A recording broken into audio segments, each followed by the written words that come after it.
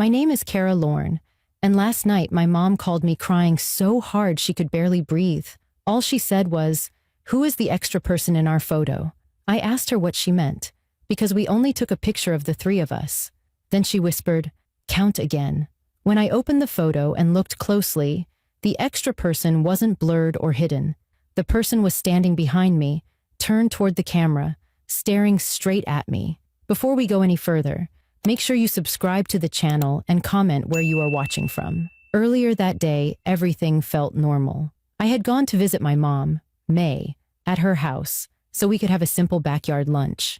The sun was warm, the air felt light, and my younger brother Jonas kept joking around while spraying the garden hose at the flowers my mom had just planted. She was laughing, fussing over her plants, and telling me how proud she was of how the garden was finally growing. My childhood friend Avery stopped by too, and she offered to take a few group photos of us near the new rose bushes, because my mom wanted fresh pictures to hang in the living room. We stood close together, smiling in the bright afternoon light, while Avery snapped a few shots with her phone. It felt like an easy, peaceful family moment. When I drove home later, I felt good. I sent the photos to my mom from my kitchen while I cooked dinner, thinking she would just text back a heart emoji or say she loved them. Instead, my phone rang with her name flashing on the screen. The moment I answered, I heard her crying so hard I could barely understand her. She kept repeating, "Kara, who is that person in the picture?" At first I thought she was confused or misunderstanding the photo, but when she choked out, "Count again," something inside me tightened. I opened the photo on my phone, zoomed in, and felt a cold rush through my chest as I realized she wasn't imagining anything. Someone else was in the picture with us. Someone none of us had seen while we were smiling for the camera. The moment I saw the extra person in the photo, a heavy chill moved through my whole body. I stared at the screen, hoping my eyes were wrong, but the figure stood clearly between me and Jonas, positioned just a step behind us like they belonged there. The more I zoomed in, the more real it became. The person was not a blur, not a shadow, not a trick of the light. They had a full, solid face turned directly toward the camera, while all of us were angled slightly forward. Their eyes were open, dark, and fixed straight ahead in a way that made my stomach tighten. My first thought was that it had to be some kind of glitch or reflection, but nothing about it looked artificial. The edges of the figure were crisp. The sunlight hit their clothing the same way it hit ours. Even the direction of the shadow under their jaw matched the lighting of the backyard. I felt frozen as I studied their face. They looked young, maybe in their 20s, but their expression held no emotion. It was like they were waiting for something, or watching something I couldn't see. I forced myself to breathe and called out to my mom through the phone, telling her I saw it too. She began crying harder, saying she had checked every door in the house twice and felt like someone was inside with her. I told her to stay in the living room with the lights on while I called Jonas. When Jonas picked up, he sounded annoyed at first because he thought I was overreacting. But when I told him to look at the picture again and describe everyone he saw, his voice changed completely. He counted out loud, "You, me, Mom, and..." His voice cut off, and he whispered, "No way. No way I missed that." I asked him if anyone had been behind us during the photo. He said he was sure no one had walked into the yard, and he had been facing the gate the entire time. He said, "If someone stepped in, I would have seen it." His silence stretched for several seconds before he asked me if I was driving home. I told him no. I was still in my kitchen staring at the photo like it held the answer to something bigger. He told me not to leave my place and said he would check the entire house again while keeping Mom on the couch. I heard him moving fast through the rooms, opening doors and checking behind curtains. The intensity in his voice shook me. Jonas was the calm one in our family, and hearing fear in his voice made everything feel worse. After hanging up with Jonas, I opened the other photos from earlier that day. In the first one, the figure was not there. It was just the three of us smiling. In the second, everything still looked normal. But in the third, the extra person appeared again in the exact same spot, with the exact same expression. It was almost like the figure had only chosen specific moments to appear. My chest tightened as I flipped between the photos. There was no sign of movement or approach. The person was simply there 1 second and gone the next. I tried to remember everything about the afternoon. The sound of birds, Avery's laugh, the warm sunlight, the way Mom brushed dirt off her hands after checking a plant. Nothing unusual stood out. At no moment did I sense someone behind me or hear a step in the grass. The yard had been quiet, almost too quiet in hindsight. My anxiety grew stronger the longer I studied the image. The figure's clothing bothered me too. The shirt was far too plain, not matching any style I normally saw. It was light gray with no logos and no wrinkles, almost like it didn't belong in the same bright outdoor setting. The hair was short and even, like a bad haircut someone did in a hurry. The face looked off in a way I couldn't describe. Not distorted, not unnatural, but unsettling in its stillness. I felt a cold pressure on my chest and kept wiping my palms on my jeans as if I had touched something cold. My phone buzzed again, and it was Mom sending another message. She said she kept hearing a soft creak in the hallway, like someone shifting their weight. She was too scared to check. I called her back right away, telling her to stay in the living room and keep the house lights on. She said, "Kara, I swear someone is watching the doorway." I felt my heart drop, because I realized this photo was not just a weird glitch. Whatever showed up behind us felt connected to the house, to the yard, to something close enough to touch us. I told Mom and Jonas to stay together until I got there. For the first time in my life, the photo in my hand felt like evidence, and the fear I felt pushed me into action. I grabbed my keys with shaking hands, because now I needed to know exactly who that person was, and how they ended up standing behind us without any of us noticing. As soon as I hung up the phone with my mom and Jonas, I grabbed my keys with unsteady hands and headed toward the door, feeling the weight of the situation closing around me. I had never driven to my mother's house at night with this level of urgency before, but I knew staying home would only leave me imagining the worst. As I stepped outside, the quiet of my apartment complex felt too sharp, like every sound carried a warning. I locked my door, double-checked it without thinking, and walked to my car with my heart beating fast enough to echo in my ears. The moment I started driving, my thoughts raced faster than the streetlights passing above me. I kept replaying the image of the extra person in the photo, trying to make sense of the way they appeared so close to me and Jonas, without either of us noticing. I tried to convince myself it was some kind of prank, but every logical explanation crumbled each time I remembered the blank stillness of the figure's face. I tried calling Avery to ask her if she remembered noticing anything strange while taking the photos. She answered on the second ring, sounding confused and slightly worried. When I explained what my mom saw and what I found in the photo, she gasped and said she had not noticed anyone at all during the shoot. She described how she was focused on framing the shot, adjusting brightness, and making sure we looked centered. She said, "If someone walked into the yard, I would have noticed, Kara. I was standing right there." Her certainty only deepened the confusion in my chest. I asked her to drive to my mom's house too, because I wanted her to look at the photos again with us in person. She agreed immediately and said she would leave right away. When I turned into my mother's neighborhood, the streetlights cast long shadows across the empty sidewalks. The houses looked peaceful, but my fear made everything feel slightly off, like the world had shifted in a way I could not see yet. I parked in the driveway and hurried up the front steps. Before I could knock, Jonas pulled the door open with a tense expression. He said he had checked every room twice, but the hallway still felt cold, and he kept hearing faint movements even when he was sure no one else was inside. As I stepped in, the air of the living room felt unusually still. My mom sat on the couch wrapped in a blanket, clutching her phone with both hands. When she saw me, she stood up quickly and hugged me tight, her shoulders shaking slightly. She whispered, "I keep thinking the person in that photo was standing right here with us." I held her for a moment and told her I was here now, and we were going to figure it out together. Once she calmed a little, she brought out the printed photo she had made earlier.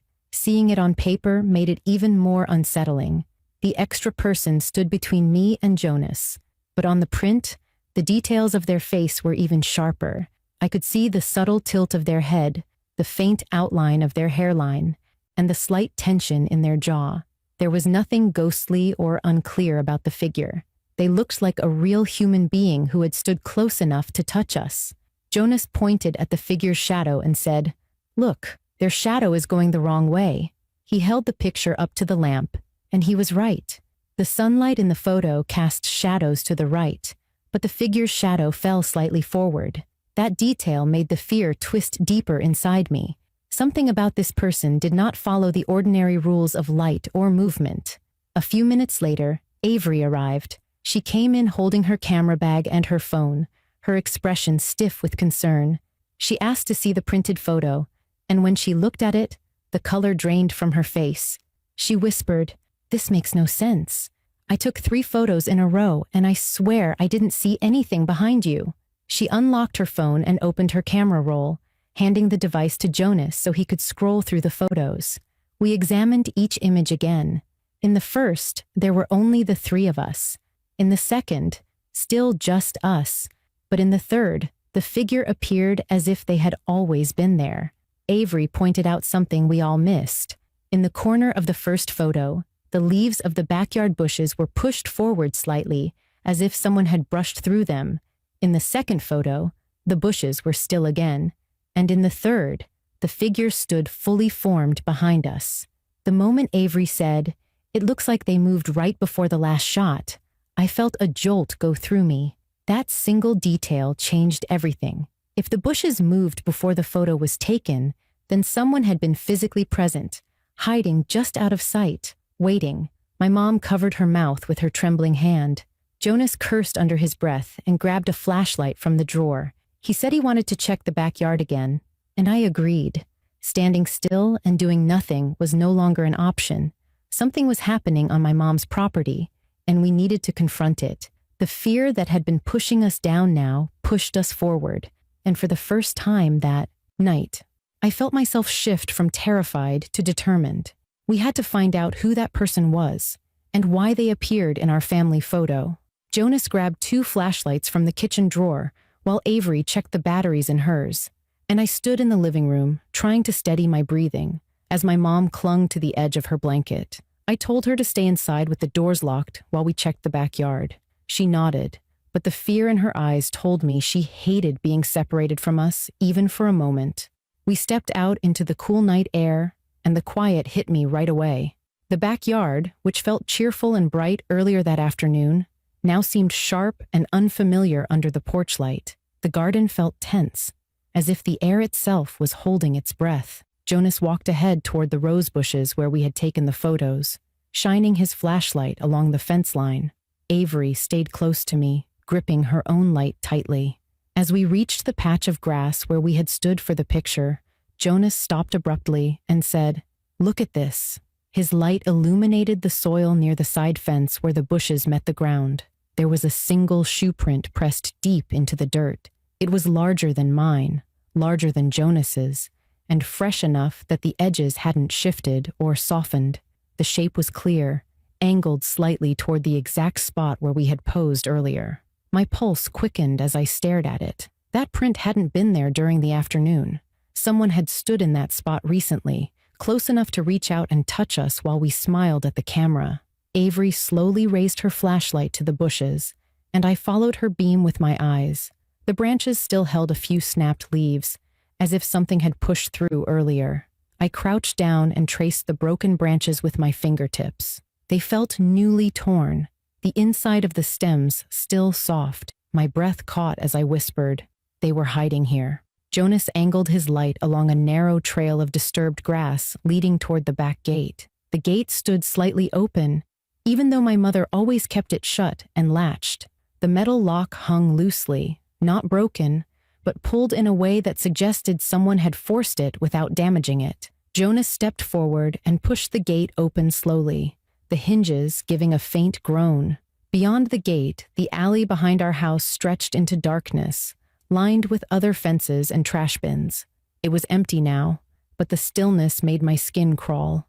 Jonas aimed his light at the ground just outside the fence.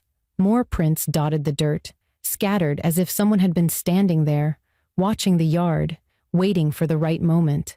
A piece of torn fabric caught my eye near the bottom of the gate. I leaned down and picked it up. It was a small strip of dark jacket material, frayed along the edges, caught on a splinter of wood. It felt like a signature left behind, proof that someone wasn't a hallucination or camera glitch, but a real person who moved through the yard without being seen. Avery stepped beside me and whispered, "This is not random, Kara." The seriousness in her voice made my chest tighten. Jonas continued down the alley a little further, shining his light behind bins and along fences. He suddenly called out, "Kara, Avery, come here." We rushed to him and saw tracks leading toward the far end of the alley. They stopped beneath a tree where the shadows thickened. Beyond that, the trail vanished, swallowed by the darkness. I felt a sinking feeling settle into my stomach. Whoever the person was, they had gotten close enough to watch us and slip away without a trace. Before we could decide what to do next, my phone buzzed loudly in my pocket, making me jump. I pulled it out, thinking it was my mom checking on us, but the caller ID showed an unknown number. I hesitated before answering, unsure if I wanted to hear whatever might be waiting on the other end. When I finally pressed accept, there was a moment of silence. Not static, not background noise, just complete emptiness. I said hello twice, my voice trembling slightly. The line stayed quiet for another beat, and then the call ended. I looked at Jonas and Avery, both watching me closely. My phone buzzed again immediately, this time with a message. A single image appeared on the screen. It was the same backyard photo we had been studying, but this version was different. The perspective was taken from behind us. It showed me, Jonas, and my mom's garden from the angle of the person hiding in the bushes. The figure who appeared in the original photo was missing in this one, as if they were the one taking it. My breath caught in my throat. Someone had been close enough to photograph us from behind, while Avery stood in front of us taking the group shot. Avery stepped closer and whispered, "Kara, that angle is from inside the bushes. They were right behind you." My hands shook as I stared at the image. The idea that someone had been hidden behind us, photographing us while we smiled unaware, sent a wave of nausea through me. If they were there when the picture was taken, then they must have slipped out the moment Avery lowered her phone. Jonas exhaled sharply and said we needed to call the police immediately. But before he could dial, my phone buzzed once more. Another photo came through. This time it showed the side of the house, taken from the alley, right before the sun set. In the very corner of the frame, half hidden behind the fence, was the faint outline of a person's shoulder and head. They were watching the house like they were waiting for the right moment to step forward again. The sight of it made my entire body tense with fear. I knew then that this wasn't over. Whatever this person wanted, they had no intention of staying hidden for long. When we finally went back inside the house, the three of us felt shaken in a way none of us could quite put into words. My mom was still sitting on the couch with the blanket wrapped tightly around her shoulders, watching us with wide, worried eyes. The moment she saw me, she stood up and asked if we found anything, and I could only nod slowly as I handed her the torn piece of fabric from the gate. Her hands trembled as she held it. She whispered that she had lived in this house for 20 years and never once felt frightened in her own backyard until today. I placed the fabric on the table and told her everything we discovered outside: the shoe prints, the disturbed bushes, the open gate, and the photos sent to my phone. Every detail made her expression grow more troubled, and she kept looking around the room as if she expected someone to appear in the hallway at any moment. I could feel how badly she wanted reassurance, but the truth was that I didn't have anything comforting to offer yet. Jonas shut all the curtains and checked every lock, while Avery paced the living room, holding her phone tightly like she was bracing for another message. I kept thinking about the photos, especially the one taken from inside the bushes. The idea that someone stood behind us while we were laughing and posing in the sunlight made my stomach twist. It felt like an invasion, not just of privacy, but of something deeper, something personal. A few minutes later, the police arrived after Jonas called them. 2 officers came inside and listened carefully as we explained everything from the beginning. We showed them the printed photo, the torn fabric, and the tracks outside. I could see the officers exchange a serious glance when they saw the images from my phone. One of them said the angle strongly suggested someone had been hiding near the fence. They asked my mom if she remembered hearing anything unusual during the afternoon. She shook her head and admitted that the yard had been quieter than usual, but she blamed it on the heat. The officers walked through the house, checking windows, closets, and the basement, making sure no one had slipped inside. When they finished, they told us they believed someone had trespassed, and they would increase patrols around the neighborhood for the next few nights. They advised us to keep lights on, lock every entry point, and report anything strange immediately. Their calm instructions helped stabilize the fear in the room, but they also confirmed what we had been trying not to say out loud. This was real, and someone had been watching us. After the officers left, we all gathered in the living room again. My mom sat between Jonas and me, leaning her head lightly against my shoulder. She said she never wanted to see that photo again, but she also refused to throw it away because she wanted to remember how close we had been to danger without realizing it. Avery offered to stay the night in case my mom needed extra support. She said she didn't want to drive home alone yet, and the idea of leaving any of us alone felt wrong. I agreed, and Jonas brought out extra blankets and pillows. For a moment, the house felt almost normal again, as we busied ourselves preparing the living room for a long night. Yet, beneath the small comforts, the weight of what happened hung heavily over us. I kept looking toward the windows, imagining someone standing outside, waiting for another chance to appear in a photo, or worse, to step inside. Later that night, after my mom fell asleep on the couch, Jonas sat beside me on the floor and asked quietly if I thought the person in the photo had followed us, or if they had been hiding in the yard long before. I told him I didn't know yet, but the fact that the person appeared so clearly in one picture and not in the others made me believe they were moving around us without being noticed. Jonas rubbed his hands over his face and said he couldn't stop thinking about the shadow direction being wrong. Something about that detail made everything feel even more disturbing. Avery sat on the rug across from us, staring at her phone with a tense expression. She finally said, "I keep wondering if the person we saw in the photo is the same one who took the pictures they sent you." I said I thought so, but I couldn't understand their motive. Whoever this was, they wanted us to know they were close. They wanted us to feel watched. That thought sank into my chest like a stone. Around midnight, I stepped into the hallway to get some water. The rest of the house felt silent and still. As I walked back toward the living room, my phone buzzed again in my pocket. My heart jumped. I pulled it out, expecting another anonymous photo. Instead, it was a new number with a short message. "I was there today." I froze. My hands tightened around the phone. The message didn't sound threatening, but it was unmistakably personal. I swallowed hard and showed it to Jonas and Avery. Jonas grabbed his jacket, saying he wanted to check the backyard again, but I stopped him. I realized something important in that moment. The person wanted us to look for them. They wanted us to chase shadows. And the more attention we gave them, the tighter their grip became. I locked the front door again, this time with a firm calmness. I told Jonas we were calling the officers back in the morning. I told Avery and my mom we would stay together and take shifts, sleeping if needed. I decided that fear wasn't going to control this house. Whatever this person wanted, we were not going to make it easy for them. And if you want more stories like this, make sure you subscribe to my channel and comment where you are watching from.